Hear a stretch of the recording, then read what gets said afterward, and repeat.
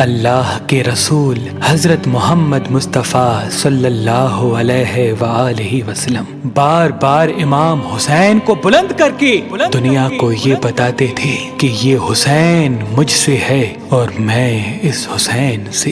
اے لوگو، اگر اس حسین پہ کوئی مشکل وقت آ جائے اور یہ تم سے مدد طلب کرے تو اس کا ساتھ دینا، کیونکہ یہ جنت کے جوانوں کا سردار ہے، میرا خون ہے، میری اولاد ہے۔ لیکن افسوس، ابھی رسول اللہ کی رحلت کو تھوڑا وقت ہی گزرا تھا کہ کربلا کے میدان میں ایک طرف 9 لاکھ کا مجمع تھا تو دوسری طرف وہ حسین جس کو اللہ کے رسول اپنے کندھوں پہ سوار کرتے تھے۔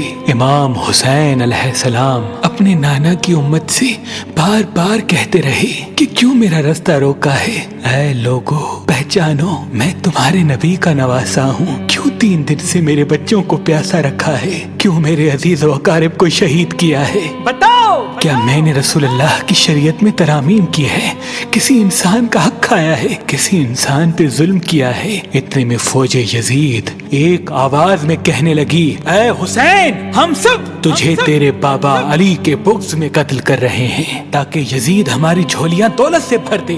امام حسین نے فرمایا، اے لوگو، آج جس اسلام کا علم تمہارے ہاتھوں میں بلند ہے، یہ علم میرے بابا علی نے بلند کیا، مت بھولنا۔ خیبر و خندق میں اگر علی نہ ہوتے تو اسلام کی فتح ناممکن تھی۔ وہ علی جس نے پوری زندگی اسلام کی تبلیغ کی، حق کو بلند کیا، رسول اللہ کی حفاظت کی، آج اس علی کو یہ اجر دے رہے ہو۔ اے لوگو، بتاؤ، اللہ کے رسول نے بار بار میرے بابا علی کا ہاتھ بلند کر کے فرمایا تھا کہ جہاں حق ہوگا وہاں علی ہوگا، جہاں علی ہوگا وہاں حق ہوگا، اور آج اس علی اور اولاد رسول کو یہ اجر دے رہے ہو۔ اتنے میں یزید کی فوج کے سپہ سالاروں نے دیکھا کہ کہیں فوج میں بغاوت نہ ہو جائے۔ اے شمر، کیا دیکھ رہے ہو؟ حملہ کرو۔ بس لاکھوں کی فوج نے جب رسول اللہ کے نواسے پہ حملہ کیا، امام حسین علیہ السلام نے اللہ کا نام لیا اور ذوالفقار کو نیام سے نکالا۔ تاریخ گواہ ہے، ایک طرف لاکھوں کا مجمع اور ایک طرف 3 دن کا بھوکا پیاسا حسین ابن علی۔ زمین پہ اس طرح کی جنگ پہلے کبھی نہیں دیکھی تھی کہ ایک تنہا انسان لاکھوں کے مجمع کو اس طرح سے فنار کر رہا ہے کہ فوج اشکیا واپس پلٹ کے بھاگنے لگی۔ امام حسین فوج یزید سے مخاطب ہو کے فرماتے ہیں، آؤ، 3 دن کے بھوکے کی جنگ دیکھو، 3 دن کے پیاسے کی جنگ دیکھو، رسول کے اس نواسے کی جنگ دیکھو، اس کی جنگ دیکھو جس کا جوان بھائی مارا گیا، جس کے جوان بیٹے کو نظروں کے سامنے قتل کیا گیا، جس نے اپنے ہی ہاتھوں سے اپنے بچے کی قبر بنائی۔ امام حسین شیر کی طرح فوج یزید سے لڑ رہے ہیں۔ اتنے میں آواز غائب آتی ہے، حسین، تیرا اللہ تجھ سے راضی ہوا۔ بس اس صدا کا سننا تھا، امام حسین علیہ السلام نے اپنی ذوالفقار کو تھام لیا۔ اتنی میں عمر بن سعد کہتا ہے، شمر، کیا دیکھ رہے ہو؟ یہ علی کا شیر ہے، اس کو مات دینا ناممکن ہے، جاؤ خیموں کو آگ لگا دو۔ بس کچھ ظالموں نے بیبیوں کے خیموں کو آگ لگا دی اور کچھ امام حسین کو دور سے تیر مارنے لگے۔ امام حسین کبھی بیبیوں کے خیموں کی طرف بڑھتے ہیں، کبھی فوج کی طرف جاتے ہیں۔ عمر بن سعد اور شمر نے فوج کو 4 حصوں میں تقسیم کر دیا اور یہ کہا کہ کوئی بھی حسین کے قریب نہ جائے، جس کے پاس جو چیز ہے وہ دور سے حسین کو مارے۔ جس کے پاس نیزہ تھا اس نے نیزہ مارا، جس کے پاس تیر تھے وہ تیر مارتا رہا، جس کے پاس برچیاں تھی وہ برچیاں مارنے لگا۔ تاریخ نے لکھا جس کے پاس مارنے کے لیے کچھ نہ تھا وہ کربلا کی گرم زمین سے مٹی اٹھا کے امام حسین کی طرف پھینکتا رہا۔ امام حسین کے جسم مبارک پہ ہزاروں زخم لگتے رہے، آپ کے جسم مبارک پر اتنی تیر تھے کہ آپ کا جسم مبارک نظر تک نہیں آ رہا تھا۔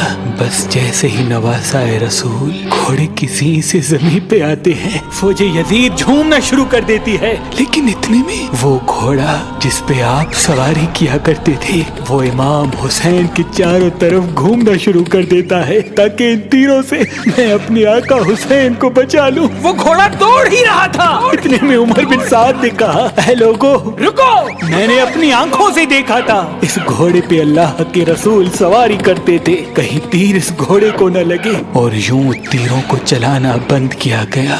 अफसोस है उन लोगों को उस घोड़े का तो एहतराम मालूम था जिस पे रसूल अल्लाह सवारी किया करते थे, लेकिन उस हुसैन का एहतराम भूल चुके जिनको अपने कंधों पे सवार करके उम्मत को दिखाया करते थे।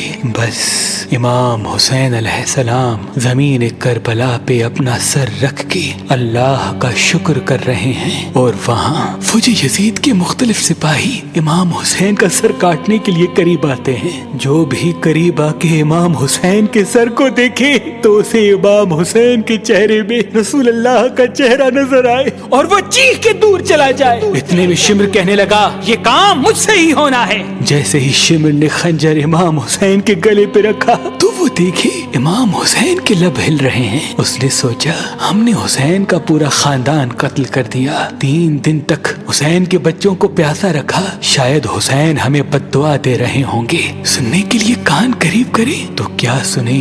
इमाम हुसैन अलैहिस्सलाम अल्लाह की दरबार में अल्लाह की नेमतों का शुक्र कर रहे हैं कि ऐ अल्लाह तेरा शुक्र है कि इस अजीम इम्तिहान के लिए तूने इस हुसैन को चुना। इतने में इमाम हुसैन ने आंखें खोली और शिमर से कहा, ऐ शिमर, क्या तू नहीं जानता मैं रसूल अल्लाह का नवासा हूँ, जन्नत का सरदार हूँ, हक पे हूँ, बेजुर्म हूँ। शिमर ने कहा, हाँ मुझे मालूम है। फिर आपने फरमाया, तो क्यों कत्ल कर रहे हो? शिमर ने कहा, ताकि यजीद मेरी झोली दुनियावी दौलत से भर दे। बस ये कहते कहते शिमर इमाम हुसैन का गला काटता रहा और फौजी यजीद मुसलसल झूमती रही। इमाम हुसैन के सर कलम होने के बाद सादात को लूटा गया। इमाम हुसैन के सर मुबारक को नोके सिना पे बुलंद कर दिया। बीबी सकीना को तमाचे मारने लगे। रसूल अल्लाह की नवासियों के सरों से चादर को लूट लिया और इमाम हुसैन के जिस्म मुबारक की तौहीन करने लगे। तारीख ने लिखा, इमाम हुसैन के जिस्म पर जो जो चीजें थी उनको लूटने लगे। इतने में एक शख्स इमाम हुसैन के जिस्म के करीब आया। इमाम हुसैन के हाथ में एक अंगूठी पहनी थी, उतारने की कोशिश की, ना उतरी। वो उंगली काट के अंगूठी ले गया। आपके जिस्म मुबारक को रस्सियों से बांध के करबला की गर्म जमीन पे इधर से उधर फिराया गया। इतने में उमर बिन साद ने कहा, ऐ शिमर, हुसैन और उसके साथियों की लाश का वो हश्र करते हैं कि रहती दुनिया तक कोई भी यजीद के खिलाफ आवाज न उठाए। सबके जिस्म से सरों को काट लो और सबकी लाशों को पामाल कर दो। जमीन करबला गवाह है, कहीं से कोई कबीला उठ के आता है और कहता है कि हम हुर की लाश को पामाल होने नहीं देंगे। कहीं बीबी उम्मे लैला का कबीला आके कहता है कि हम अली अकबर का लाशा पामाल होने नहीं देंगे। कहीं बीबी रुबाब के कबाइल के लोग कहते हैं हम अली असगर का लाश पामाल होने नहीं देंगे। एक एक शहीद की लाश पामाल होने वाली जगह से हटाई गई। तारीख गवाह है, सिर्फ रसूल अल्लाह का अकेला नवासा करबला की गर्म जमीन पे पड़ा रहा और मगरिब के घोड़े मशरिक की तरफ, मशरिक के घोड़े मगरिब की तरफ दौड़ते रहे।